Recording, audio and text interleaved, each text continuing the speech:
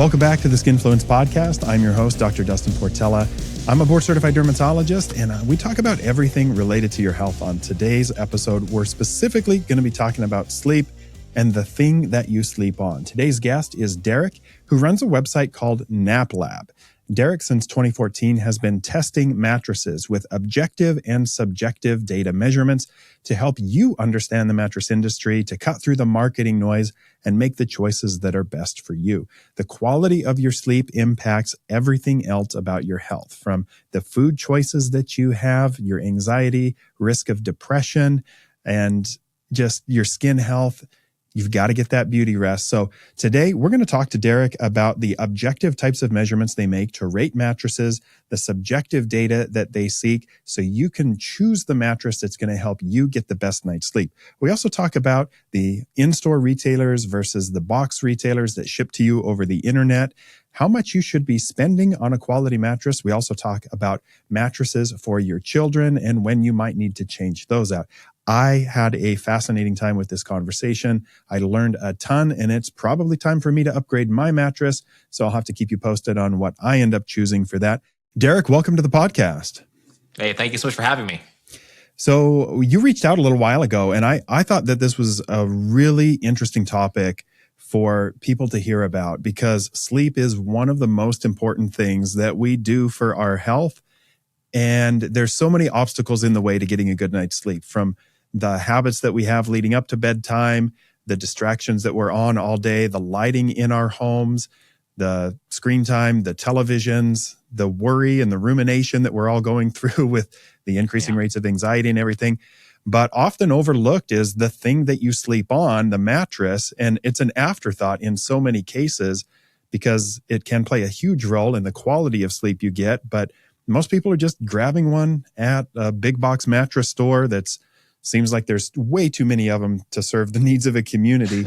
Or one of these now online retailers where you never get to lay on the mattress before you actually make a purchase. So you run a company called NapLab that evaluates mattresses, rates them, talks about the quality, and helps people choose the mattress that's going to be best for them. Exactly. NapLab is a platform where we test and review mattresses. We have our battery of objective and data-driven tests. So mattresses come in, we do our tests. We have sort of 10 primary tests. We're looking at cooling and pressure relief and support and motion transfer and edge support and sex and all the things that are important to sleepers. We try to bring as much clarity to those different scoring and performance areas as possible, and ultimately just create the most honest, transparent, straightforward, in-depth review that we can, so that our readers can make a more informed decision and get a mattress that's best for them. Yeah, I think that's phenomenal. When I test skincare, I'm trying to give my audience repeatable things that they can evaluate skincare for, looking at the ingredients, the texture, the fragrance. What does it actually do to the physiology of your skin? And so having objective measurements that can be compared from one to another, I think is really important. And how did you get into doing mattress testing? Like where did this become a thing for you? Quite by accident. So it just kind of started when I got married. My wife and I got married in 2014. Straight away, we needed a new mattress. We were initially, for the first few months of our marriage, sleeping on my basically childhood innerspring mattress, a full-size mattress. So we were in the market pretty quick for something. And we did kind of the whole in-store experience, went in, laid on beds, tried stuff, found stuff we liked. But the beds we were looking at that we liked were, $4,000, $5,000, $6,000. Good beds, but we just couldn't pull the trigger. It was just so much money, and we were pretty frugal, and we didn't have a whole lot of extra money to be spending that type of money on a bed anyway. So we ended up taking a chance on these new online companies, which in 2014, they were very new. They were really just kind of a handful at the time. So we ordered one, a king, for $600, and it was okay, not great, but had a great return policy. So we returned it. We tried another one. It was a little bit better. And then just kind of as a fun weekend hobby project, I just wanted to build something, build a website. I just threw up a website kind of with my experiences. I had a review on each of the beds that we had tried. I had a comparison of those, and then put up a few other pages about sort of what it was like to research and shop for and go in and try these beds. and just threw it up just to see if it would be of interest, and didn't expect it to blow up. But within a few weeks, it really had struck a chord. People really liked what we're doing. My readers were asking us to test and review more. We kept testing. So by the end of 2014, we had tested 4. And a couple months into 2015, the site was doing well enough that I had replaced my sort of full-time income and was able to leave my job and start my career as a full-time professional mattress tester. Yeah. I don't know that I want my teenagers to know that laying on a mattress could be a job, because sometimes they don't want to get out of bed anyway. But so it kind of happened by accident. You thought maybe this will be a fun little hobby. Yeah, maybe we'll, get some people that'll read and view it, but wasn't like this is going to be my career until all of a sudden it was. Absolutely. Yeah, it was just, I thought, it'd be fun, maybe make a little bit of money, but right away it seemed there was a big need in this space. And ultimately it was that need that sort of, drove me to create this. When I was thinking about doing my shopping for the mattresses, there just weren't very many reviews out there at all. And the ones that were very amateurish and very subjective and opinionated, and, helpful to some degree, but they didn't have the sort of data and the quantifiable information that I wanted to see. So when I started, working on our earliest reviews, I wanted to make the resource that I wanted for myself. Yeah. And in the last 11 years, we've just been, gradually making bigger and better versions of that resource. Yeah, I think that's phenomenal. There was nobody serving that need, and you found something that you had needed and you created it for other people. And so I want to dive into the types of objective measurements, especially for these, online retailers where you can't lay on it. And I even think going into a store and laying on a mattress for a minute or two while the salesman is trying to tell you all of the great features of this mattress is not a real good way to determine if you're going to get a good night's sleep on that mattress. So what are the things that are objective and repeatable in your mattress evaluations that you carry over from brand to brand as you look at them?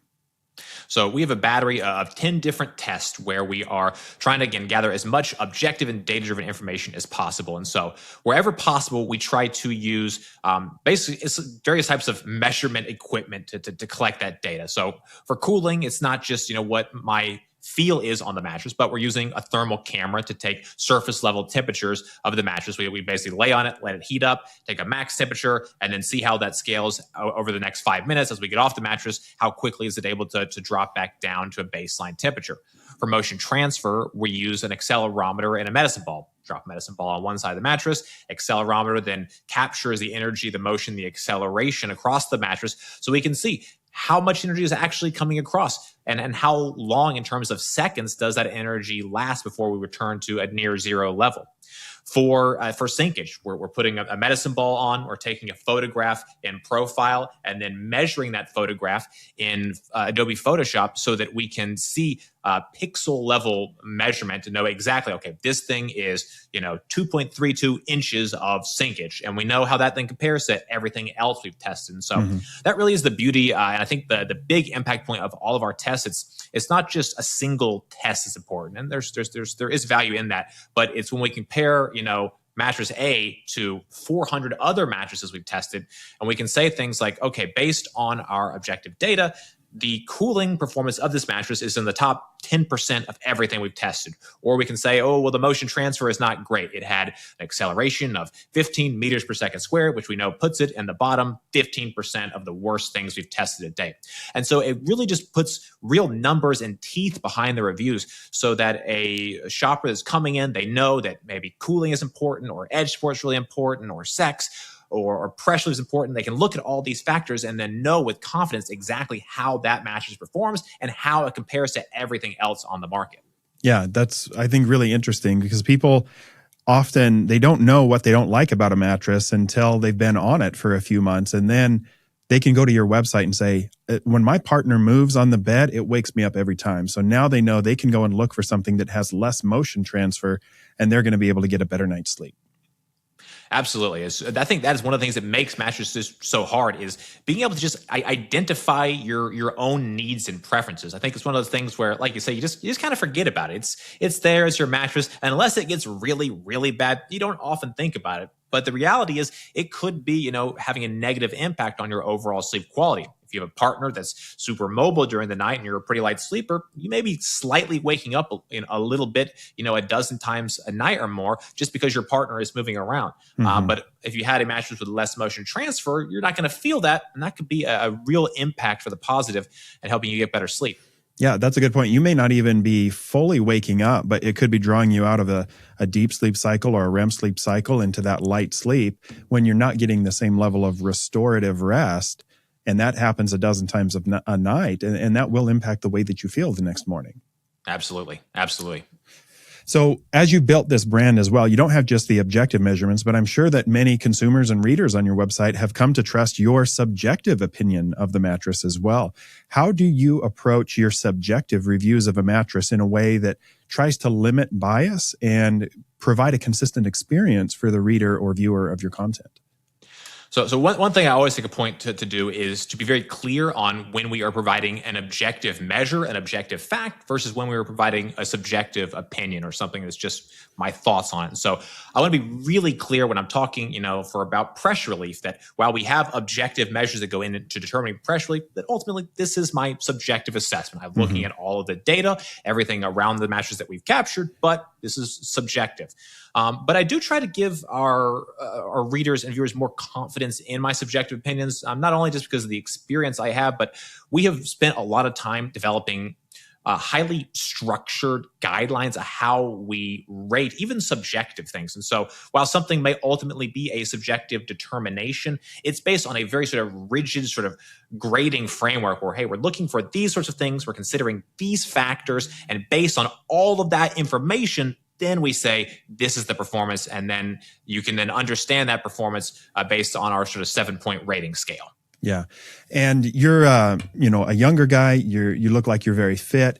Are you the only one that's providing these subjective measurements, or now do you have different people that work with you, different body types, different concerns, health concerns? I'm thinking about maybe an older person who's got, history of a back surgery, and how are they going to feel on a mattress? Do you have other people that are also providing this type of input for you? So I have basically a team of 6 people, myself included, that works with me here at NapLab. And so I will often lean on them to basically kind of confirm or, challenge the things that I'm currently believing about a mattress. So if I'm unsure on a particular, subjective assessment, I'll say, hey, Nate, Kyle, Samantha, come try this out, see what you think. Let me know, give me your opinions. At the end of the day, I am sort of the final word on the mattresses. This is still, reviews by Derek, if you will. But I try to, pull in as much good information as I can from the people that surround me on my team. Yeah, I think that's very important.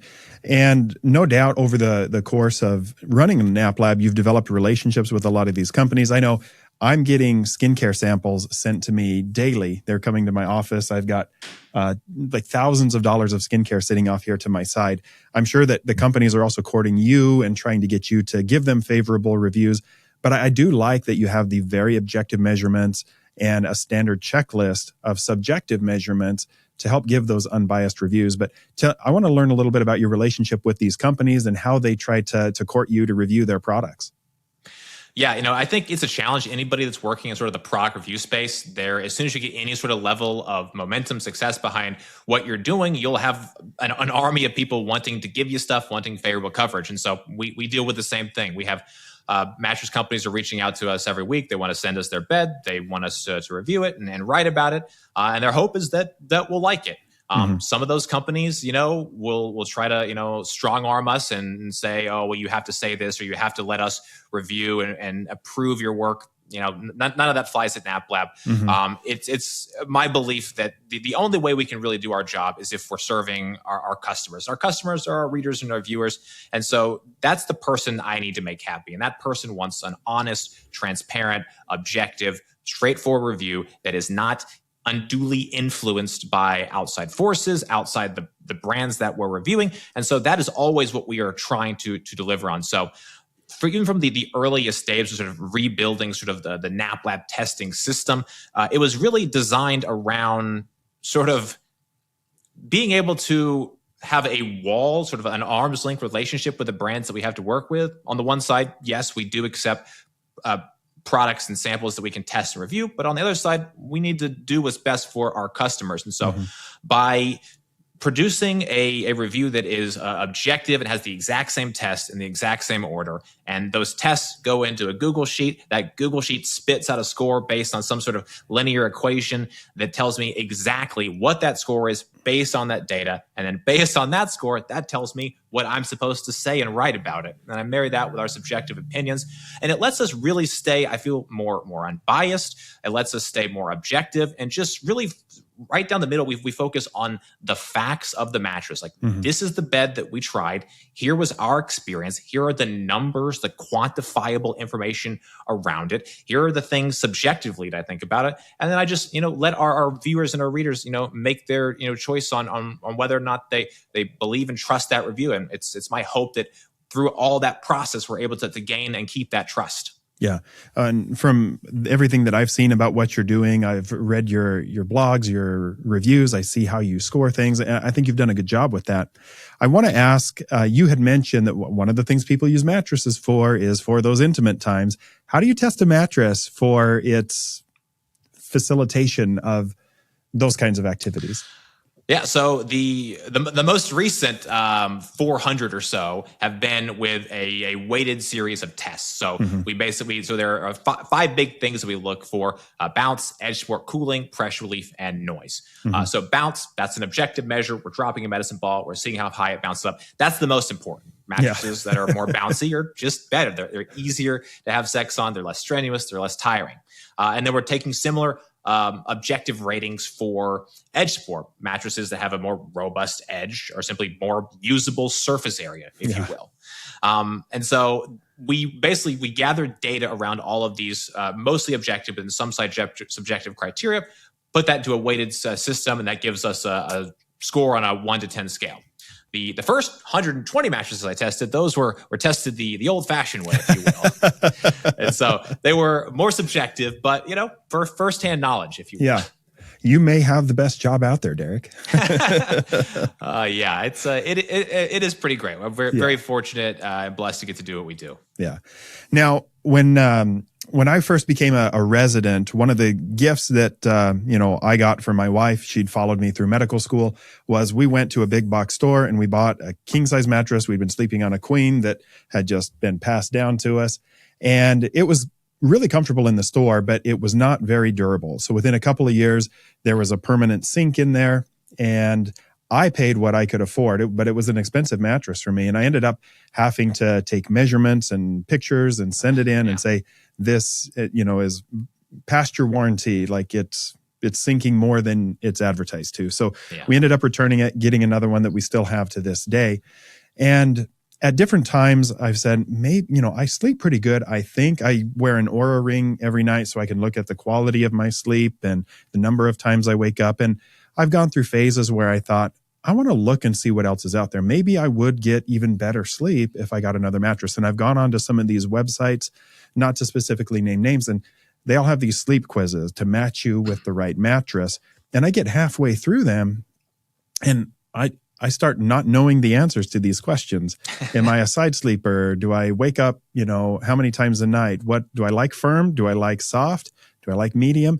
So I want to kind of understand from you, what are the questions that people need to be asking themselves or learning the answers to before they go start shopping for a mattress? Because the more information they can gather about their preferences before they go out and either buy online or buy in a store, they're just going to be more well equipped. So I want to see if you can take us through kind of that homework an individual consumer should be doing before they decide it's time to buy a new mattress. Yeah. So the big three things that I think about are firmness, price, and materials. So let's talk about firmness first.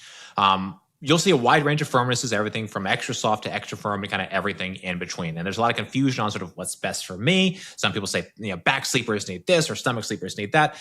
The vast majority of sleepers need a medium firm feel. That's a 6 out of 10, where 10 is the most firm. This works for all sleep position. It works for most body types. And there are, again, some people that need extra firm, some people that are going to need soft, but most of us need that medium firm, and anywhere from 80 to 85% based on most of the data that I see. So if you are the type of person that is unsure, go medium firm. Mm-hmm. If you sleep in a wide variety of positions, go medium firm. Now, if you are someone that's super lightweight, If you're someone that is dealing with some sort of chronic health conditions like fibromyalgia, maybe you need something that's a little bit softer. If you are somebody that's heavier weighted, especially over 270 pounds, you have chronic back problems, your doctor has told you that you need a very supportive mattresses for that lower back, okay, you probably need something that's on the firmer side. But for everybody else, medium firm is usually where you want to go. Next, let's talk a little bit about price. And price it cuts sort of both ways. You don't want to spend too much, but you want to make sure you're spending enough. So first off, I think one of the big lies that the mattress industry has sort of tried to convince U.S. shoppers of in the last 30, 40 years is that if you don't spend $5,000 to $10,000 on a bed, it's a garbage bed. That's just not true. In my view, we see diminishing returns start at around $2,000 for a queen size. So if you're spending sort of more and more up to $2,000, you're getting more and more and more. But you can spend, let's say, up to $3,000 and still get a good mattress. Or a great mattress rather. There are very few mattresses that you need to spend more than $3,000 on. Few exceptions. If it's all natural, all organic, fully adjustable, smart bed, okay, you're going to spend a little bit more money. But for everything else, there's just no need to spend more than $3,000. That said, you do want to spend at least $1,000 for a queen size if you can swing the budget at all. The difference between in terms of quality, longevity that you get with a $1,000 bed versus a $500 bed is significant. And it can be very significant depending on the particular brand. So I always recommend everyone, again, try to spend, let's say, $1,500 to $2,000 for a queen, but at least spend $1,000. But no, you don't need to spend more than $3,000. There's just no need. You're just paying for brand at that point. The last big thing that I think about is just materials. And this kind of comes down to your personal preferences and trying to know your body and what mattress types might be best for you. So let's say the four big categories of materials that I think about are coil mattresses, memory foam mattresses, latex mattresses, and then let's just say hybrids as its own category. And these aren't perfect categories. There's a little bit more nuance, but for our purposes here, I think it's an easy way to think about them. If you like a more traditional feel without lots of material wrapping around the body, that's going to be a more traditional coil inner spring type. If you're someone that likes the feel of memory foam, let's say lots of body contouring hug forming to the exact and precise shape of your body, that's going to be memory foam. If you want a more generalized, relaxed hug with more natural materials, that's latex. And if you are unsure or you want something that just has a more even, balanced, non-polarizing feel, go with a hybrid, which is going to be layers of foam on top of coils.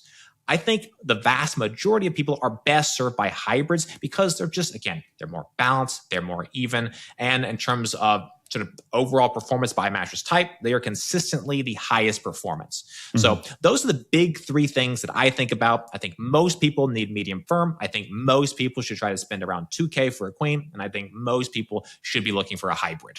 Yeah, I think that's incredibly helpful, the way that you just broke that down, because these are things that I just don't even know without, leaning on somebody that has some expertise. And one of the things I try to do, not only with the podcast, but with all my content, is kind of cut through the marketing, cut through the undue influence that companies try to put on consumers to get them to make choices that may not be best for them. And I think you've given us some really solid things that people can start from, at least, to go out and find out what they really want. I do want to also ask about choosing a mattress for children, because children are growing rapidly. Their needs may change, from the toddler stage when they get out of the crib. And I know that I was on the same bed from, being a toddler all the way up until I graduated from high school. And so I'm curious if you have insight into choosing a bed for children. And is that something that needs to be changed as they get into their teenage years, for example? It may, depending on what you ended up buying as they switch from a crib mattress to a a toddler or big kid bed. My views on this are differ a little bit from what the industry wants to do. So a lot of brands will sell a kids mattress or a youth mattress. Normally, those are between 6 and 8 inches thick. They're normally fairly firm, and they're normally not especially high quality. I've tested a good number of kids mattresses over the years, and thus far been really disappointed with just about every kids and youth mattress I've tested. They're they're intentionally designed in a way to make them less expensive, which of course makes them more palatable to parents, but it ends up being a mattress that is not going to last as long. In my view, it's better to go with an adult mattress, but still a budget-friendly one. A budget-friendly adult mattress that's, say, 10 inches thick, that is, let's say, somewhere between $800 and $1,200 is going to serve them when they're toddlers, when they're teens and tweens, and even when they're young adults. That type of mattress can last the entire time from toddler all the way up until they go off to college, because those toddler early years, they just don't weigh enough to really put a lot of pressure on the mattress, so the mattress is not breaking down. It's not going to be until they are in their teens and later years that they start to put enough pressure where they're really sort of consuming the life of the mattress. So in my view, it's best to go with, again, a sort of a quality mattress, but an adult mattress that is, again, in that sort of $800 to $1,200 range. And I think a 10-inch all-fall mattress is fine for the vast majority of kids. As to know when it's time to replace, I think you just got to sort of, listen to your kids. If your kids are saying they're not sleeping well, if they're complaining about soreness, just sort of be in tune with those things. The mattress that worked great for them when they were a little kid may not be working so great by the time they have, more specific, preferences on what they want in terms of, softness and firmness and so forth. Yeah, very good. And then I know it can vary widely on the durability of a mattress, but where your dentist tells you got to throw out that toothbrush every minimum 6 months, maybe I'm getting that wrong, and the dentist will let me know that I need to be replacing my toothbrush more often. But is there a time where most anybody should say, hey, it's, I think I'm still doing okay, but it probably is time to reevaluate my mattress? Yeah, I think first and foremost, listen to your body. If you're waking up sore, you're waking up not well rested, you're getting up during the night, maybe the mattress is a big part of that. And so consider that as a possibility. Whether that mattress is 5 years or 15 years, it's just, at the end of the day, if the body is not getting the rest, that's most important. But most quality mattresses should last 10 years. Now, there are some mattress types that'll go a little bit longer than that. And then if it's a cheaper bed, or the mattress frame or the foundation weren't particularly high quality, that can, shorten the life of the mattress. So I think that's why it's always important to just think about what your body is actually experiencing, as opposed to trying to find some exact number of years. But in general, 10 years is how long quality mattresses should last, with a few exceptions on kind of either end. Yeah. Well, it's probably been 10 years on my mattress, so I might have to really dive into your reviews and pick a new one. One thing that I just wanted to remind the audience of is the connection of sleep to health. And as a dermatologist, most people would say, this is not my area of expertise. I'm not a pulmonologist. I'm not a sleep doctor. I'm not, somebody that's prescribing any sleep medications, really. But what we do see is that the quality of your sleep impacts skin disease. And we see this really predominantly with children with eczema. When a child has eczema or atopic dermatitis and they're itching during the night, they're not getting good quality sleep, that leads to an increased risk of ADHD, anxiety, and it has downstream effects on the family. And there are published studies showing that when a dermatologist adequately treats a child for eczema, that the entire family starts sleeping better. Because they're not waking up mom and dad in the middle of the night. They're not crying. There are less behavior problems. They make better food choices. It leads to less metabolic issues down the road. And so I just want to remind the audience that there's a huge overlap between your sleep and the health of your skin. And the way that I see that you review mattresses is it kind of mirrors what I try to do with skincare and try to give my real impression. And I get way more products than I can possibly review. And I think that you've approached this in a really good way.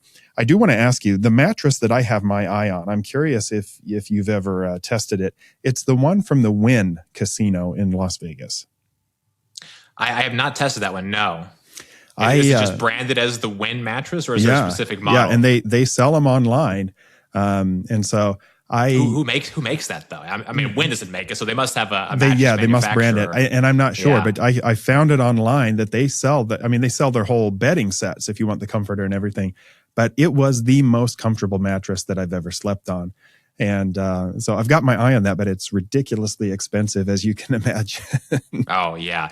Yeah, I've seen hotel brands before, they'll partner and they'll sell sort of their mattress. And yeah, it just always feels just astronomically expensive. Yeah, but it was sure comfortable. So I also want to ask about on my mattress several years ago, I added the 8 sleep pod cover. I don't know if that's something that you test as things that go on beds.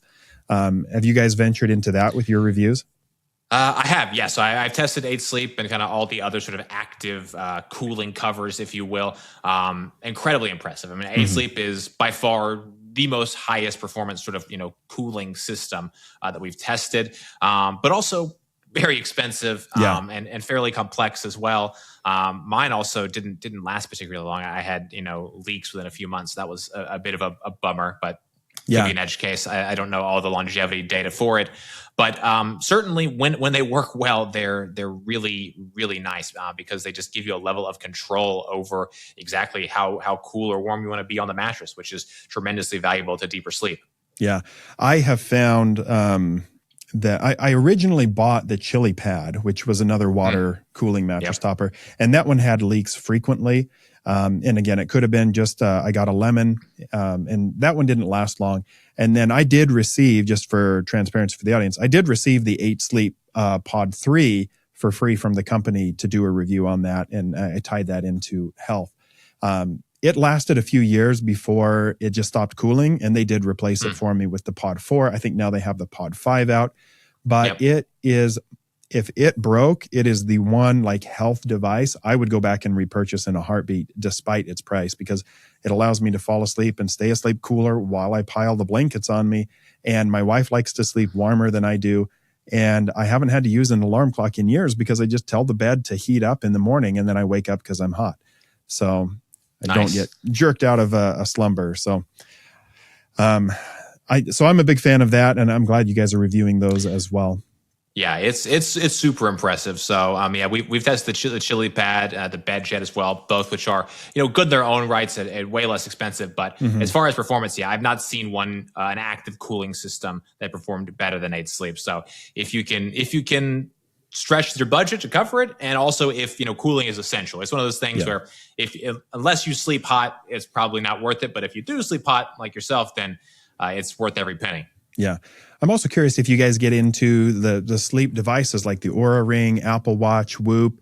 Do you look into any of that or use any of that in your measurements for sleep quality on mattresses? I haven't yet, but it's something I'm looking at, certainly testing in the future. I had also considered, trying to just sort of obviously buy a bunch of the Oura Rings and just like send them out to people to have like sort of aggregated sleep studies going on kind of simultaneously all over the US. I think that could be really interesting. So something we've looked at, but we haven't started yet. Yeah, I do remember this, just as an aside. It was a couple of years ago when there was some major world crisis going on, which you could probably say that happens every week in the world now. But they were looking at the aggregated sleep data, and the CEO of Oura Ring, or maybe it was, no, I think it was the CEO of 8 Sleep, because everything is uploaded to the cloud at night and the computer then sends you a report of how you sleep. And so they had noted that in Washington, D.C. and the Virginia area, that the amount of time slept had decreased by like 90 minutes in this time leading up to what was a big world event. And so they were using that data for the people that were in that area that were probably working in the government to say something is going on here because people are burning the candle at both ends. Is this going to be like the new pizza index for the Pentagon? Exactly. The new pizza index. Yeah. when pizza sales spike, it means around the Pentagon, it means there's a global crisis brewing, and buckle up, boys. Yeah.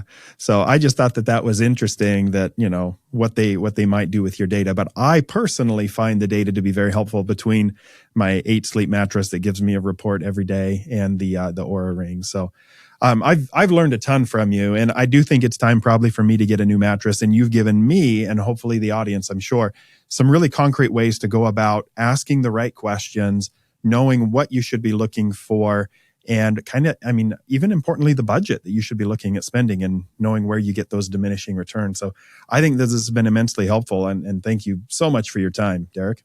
Wow, well, you're very kind. I'm glad to hear it. And thank you so much for having me. This was an absolute pleasure. If people want to find you on social media, tell us where they can find you, and tell us what your website is. Yeah, so if it's social media, we're on there, but we're especially active on X, Instagram, Facebook, YouTube Shorts and TikTok. Or visit us the website, which is naplab.com, naplab.com. There we have our reviews, comparisons, best of guides, education, and a whole lot more. You'll also find our Mattress Finder quiz there, answer a few questions about your needs, preferences, and budget. That goes straight to me or a member of my team, and we send you back a personalized recommendation within 24 hours. Very cool. Well, thank you for spending some time with us. And for the audience, we'd love for you to give us feedback. What did you learn from this episode? Send us a message at skinfluence_pod on Instagram. Leave us a 5-star review wherever you listen to podcasts and share this episode with a friend. We'll catch you on the next episode.